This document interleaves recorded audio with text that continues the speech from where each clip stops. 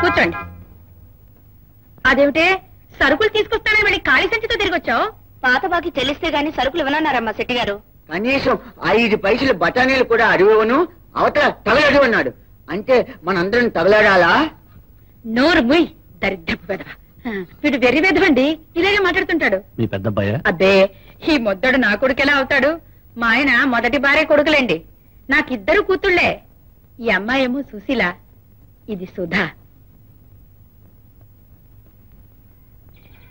చూడండి, అయితే రేపే మనుషులు పంపిస్తాం. తప్పకుండాను. ఉంచండి ఉంచండి, పర్వాలేదు. అమ్మా వద్దమ్మా, ఆయన డబ్బు మనకెందుకు?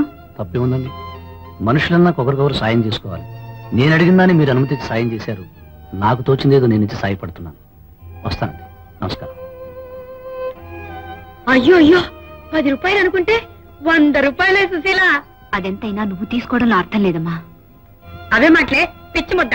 మనం ధర్మంగా తీసుకున్నావా? ఆయన మాటకి సరి అన్ను, అందుకే ఆయన ఇచ్చాడు. చాలేరా?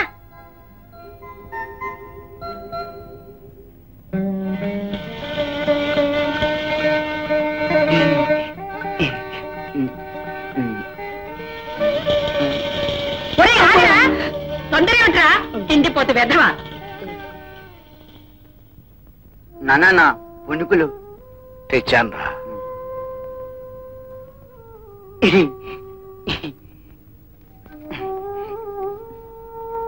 మీనాక్షి, పప్పు బియ్యం తెచ్చాను. తొందరగా వంట చేయి, పిల్లలు ఆకలితో ఉన్నట్టున్నారు.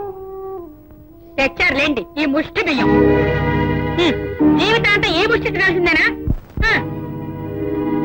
దాకా ఆత్రంగా అందుకున్న ఈ బియ్యం ఇవాళ ముష్టి ఎలా అయ్యాయో. మరేం లేదు నాన్న, రోడ్డు కాంట్రాక్టర్ రోడ్డు వేయడానికి మన నూతినీళ్ళు వాడుకుంటానన్నాడు. ఒప్పుకున్నందుకు అమ్మకు 100 రూపాయలు ఇచ్చాడు. అదన్నమాట సంగతి.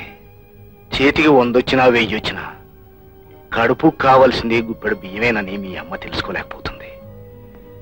ఆ 100 రూపాయలు ఒక్క రోజులో ఖర్చు పెట్టడం ఎలాగో మీ అమ్మకు బాగా తెలుసు. రేపే ముష్టి అవసరం ఉంటుందేమో. తీసి జాగ్రత్త పెట్టమ్మా.